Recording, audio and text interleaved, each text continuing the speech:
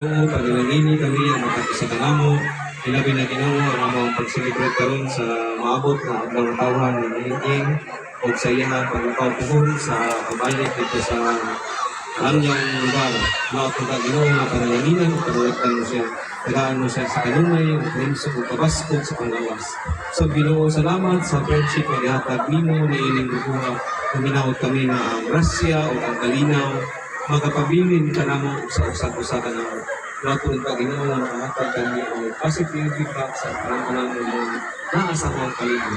Ginoo sa pagmamit pangayaw panalangin kini mga pagkaon na nasa mga tabangan karon na ninawad kami na panalangin mo kini makahatag kini ka Pasko ug isog sa mga panglawas.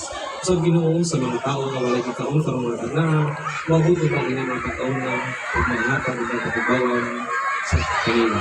Ginoo pinito na ang mag-iampog, pasalamatan, pinaagi sa inyong mga anak sa Kristo, uban sa pangalan ni Daring Amen. Amen. Mahal sa anak, sa Espiritu Santo.